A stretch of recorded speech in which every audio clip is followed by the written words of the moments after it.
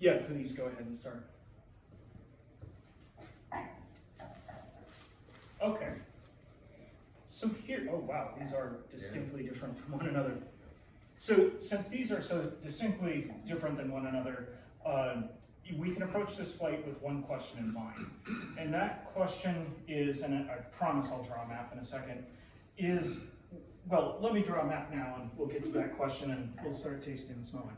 So when we talk about Amarone, we've been talking about process, but I actually haven't given the full name of the wine yet, and that's Amarone, and I can't get it, Amarone della Valpolicella.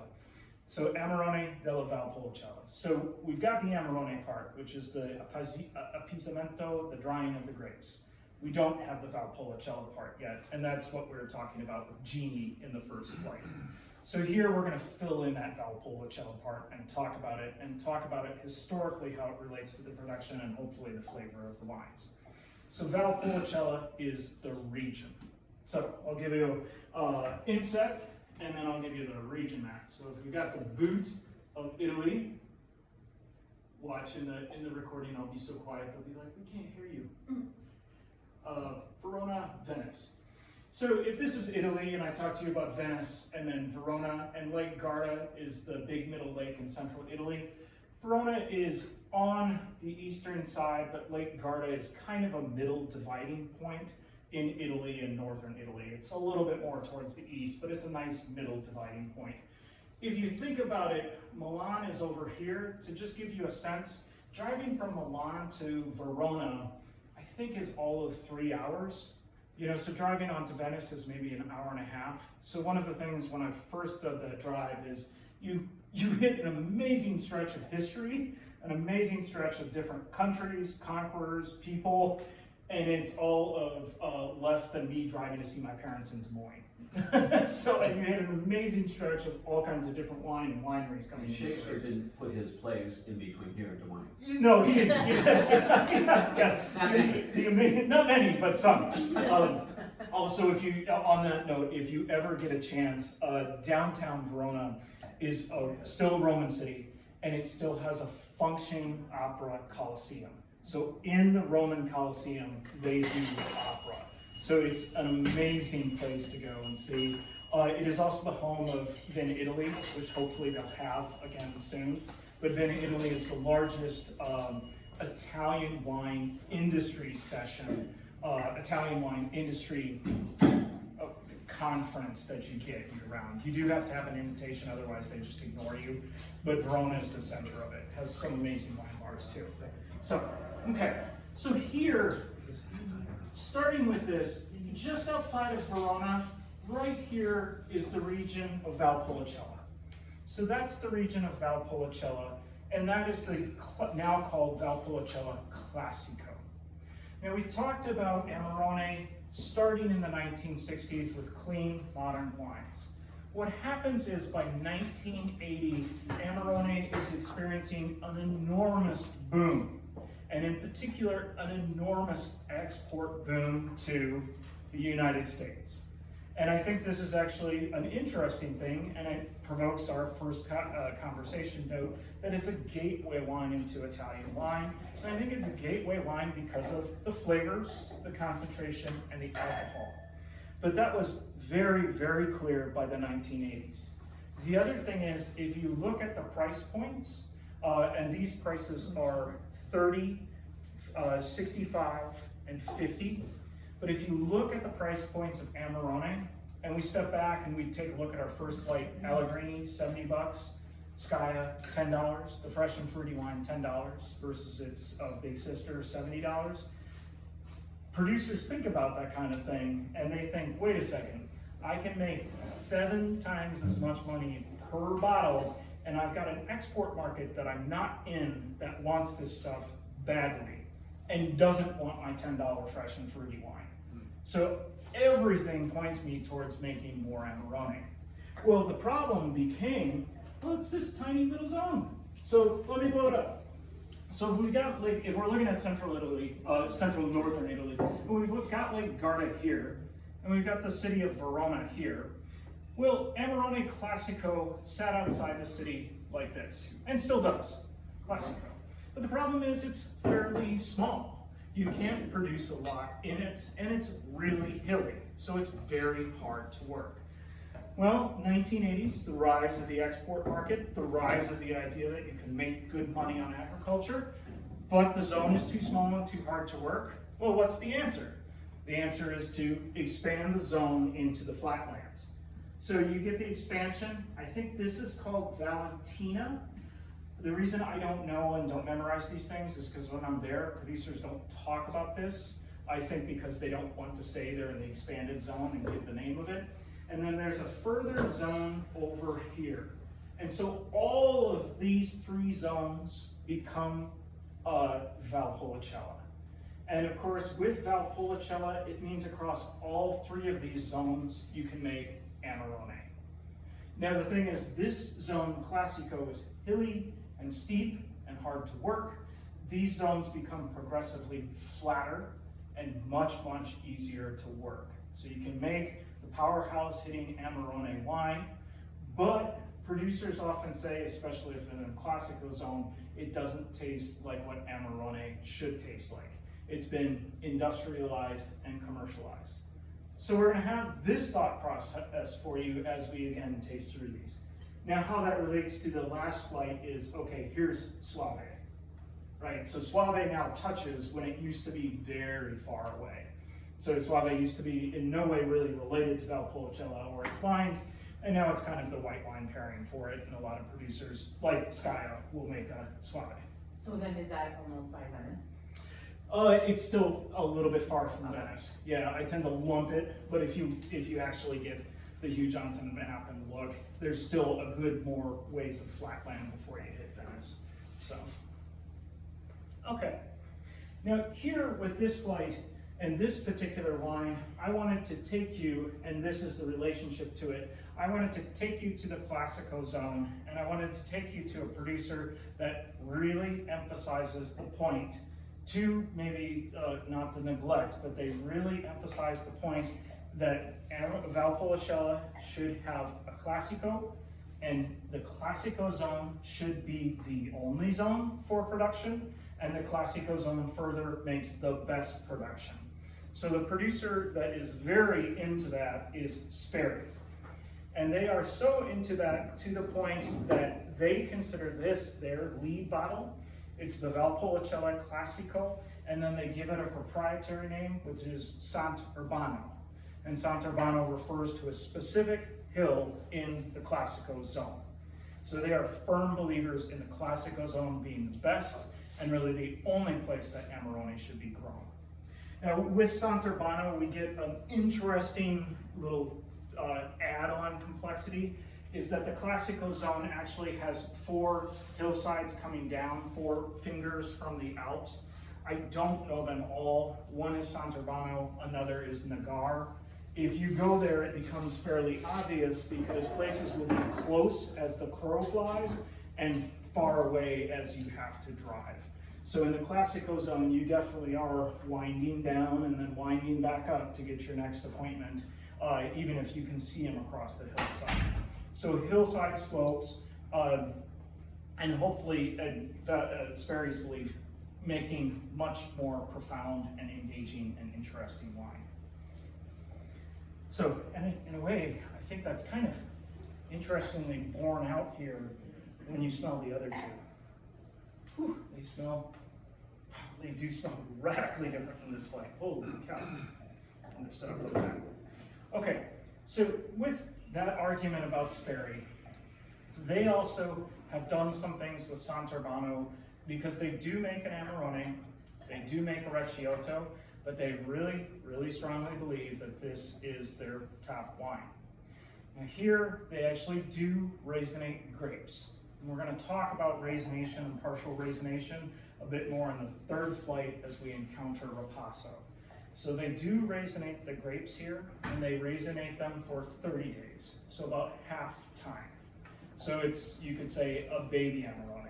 So they do believe in the process of raisination. But they also have invested heavily, and this is important, and they were at pains for me to know this, they have invested heavily in delaying the wines coming to market. meaning aging the wines longer at the cellar, and in particular, aging the wines longer in old barrel. Their belief is that their wines take a good long time to come around, and so with them trying to pursue the idea, or with them trying to convince the market that this Valpolicella Classico is their top, they decided to invest heavily in delaying a year's worth of production in order to hold it in barrel longer. May not sound like much to us, but you can imagine if we all decided to forego a year's worth of income in order to say that we're a better person coming out of it, we might have some questions about whether that was true or not, or whether we actually wanted to pursue that or had the ability to pursue that. So, yeah, skinny. You're not going to eat for a year. You're going to be a lot skinnier. You may not feel good, but no, for them it was really. Poverty diet. Yeah. Gain even more weight. Yeah, that's true. This is what cost? 30. So this is their top thing, but it's, They do make, they're a tough one to figure out, but they're a fun story that I think illuminates Valpolicella and Amarone. They do make an Amarone, and that's like 60 to 80, depending on how gracious Left Bank feels. They actually make an Amarone Reserva, which is around 120, and they make Recchiato. got it. But they want this to be their main wine. That's a hard sell. You know, Americans want Amarone. Valpolicella Classico without the Ripasso on it is a very tough move to get, but it's one that they believe in strongly. I think for us in tasting it, I think it's really interesting to taste in this flight because they really taste different than one another.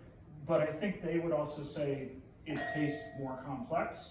It still has the character of the region. I think they would say this. It still has the character of the region, still has the character of the raisination, but it is more complex.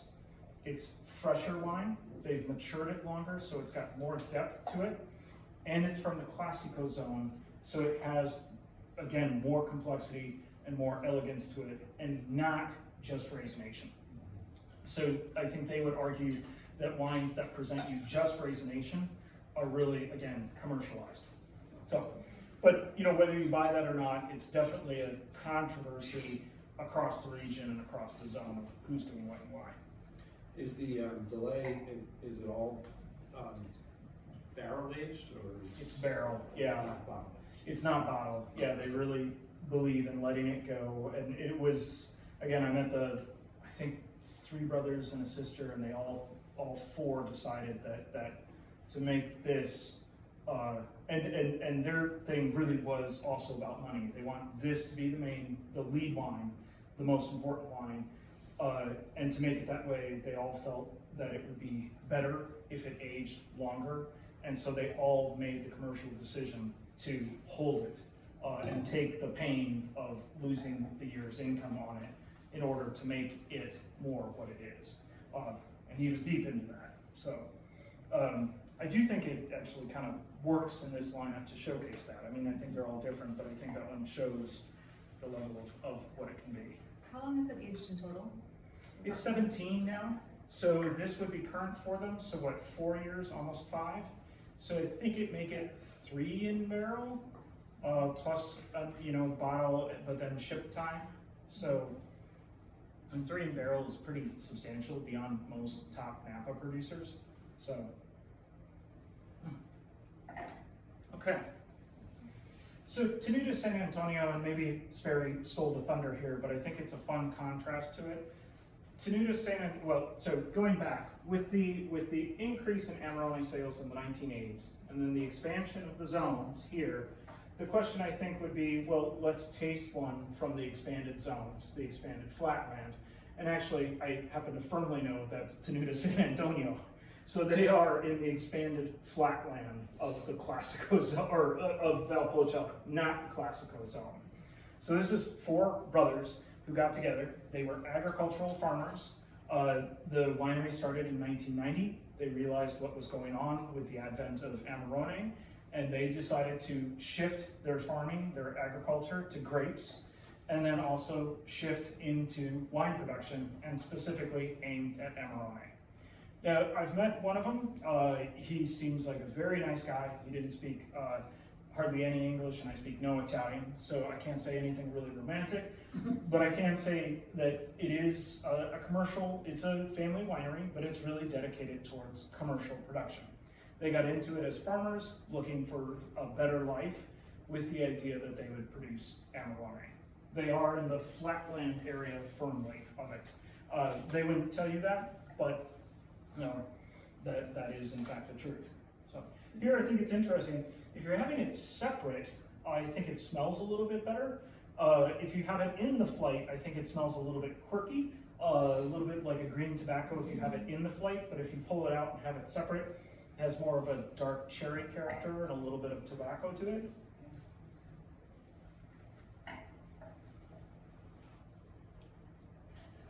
An Amarone that does not play well with others.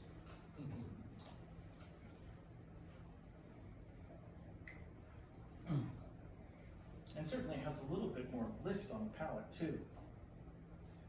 How long do these need to be open or aerated before you drink them? I would think like 3 hours would be better, you know, having them open, you know, and even decanted, I think they would be better.